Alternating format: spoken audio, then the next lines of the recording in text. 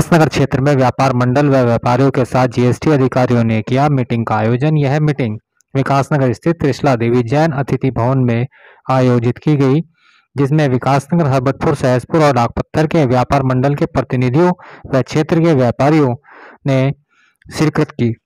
GST अधिकारी Rakesh Verma, joint commissioner Dehradun से, साथ ही डाकपत्थर से Nikhilesh Srivastava, deputy commissioner Pushpendra Chaudhary, assistant commissioner आदि मीटिंग में मौजूद रहे। जीएसटी अधिकारियों द्वारा व्यापारियों की समस्याओं को सुना गया और उनका जल्द से जल्द निवारण कर उनकी समस्याओं का निस्तारण करने की बात की गई। मीटिंग में विकासनगर व्यापार मंडल के अध्यक्ष अमरजीत सिंह राजू, महामंत्री भरत कालरा, सहसपुर अध्यक्ष अंशुल, हरबतपुर अध्यक्ष सचिन रोहिला, डाकपत्थर अध्यक्ष राममूर्ति गुप्ता और व्यापारी गणों में अमिताभ अनिरुद्ध, मनोज अग्रवाल, हरिओम कोहली, दिनेश सेठी आदि मौके पर मौजूद रहे। बैंक से रिलेटेड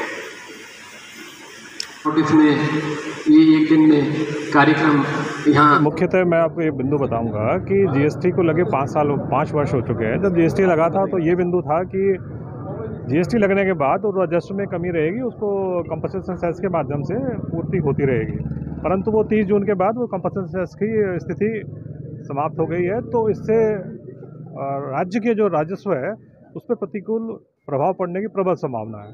तो ऐसे में जो विभाग के जो राजस्व विभाग है, हमारा जो राज्य कर विभाग है, उस पर बहुत ये लोड है या दबाव है या उसको कार्य करना है। तो इसलिए ये ज़रूरी है और कि हम जो अभी ये मीटिंग कर रहे हैं इसका मकसद ये होता है कि जो भी कर ग्राहक से वसूला जाता है वो व्यापारी द्वारा वसूला जाता है, हम विभाग उसको मॉनिटर करते हैं।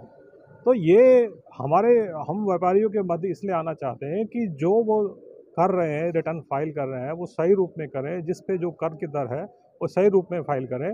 मुख्यतः अभी तो जो जांच हम लोग कर रहे थे वो ये था कि प्रदेश में 60,000 टैक्स पेयर्स ऐसे थे जो नील का रिटर्न फाइल कर रहे थे।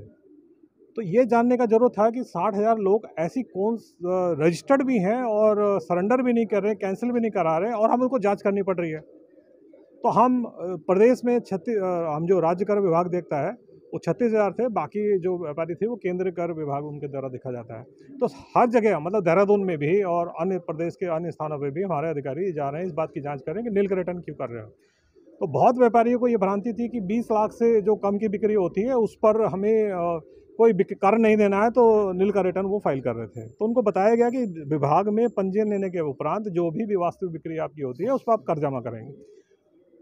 उसका ये भी बताना जरूरी होता है कि जो प्रदेश के बाहर से आप वस्तु लाते हैं, सामान लेके आते हैं, उस पर जो कर वहाँ दिल्ली में या हरियाणा में या पंजाब में दे के आते हैं वो इस राज्य को जब खपत यहाँ होती है तब मिलता है जब व्यापारी रिटर्न फाइल करता है और उस क्रेडिट को एडजस्ट करता है। ये जानकारी पूर्व में व्यापार कर व्यवस्था में नहीं थी, तो ये जानकारी उनको नहीं थी, तो इसलिए ये त्रुटि होती है। तो हमारी जानकारी इन लोगों को बढ़े। एक दूसरा टैक्स डिसिप्लिन के बारे में, जैसे हमने कहा कि जितने भी व्यापारी पंजीकृत हैं अपने व्यापार स्थल पर, प्रतिष्ठान पर सब रजिस्ट्रेशन कर संख्या है उसको अंकित करेंगे, जिससे कि एक ग्राहक में भी विश्वास लगता है कि ये सब लोग रजिस्टर हैं।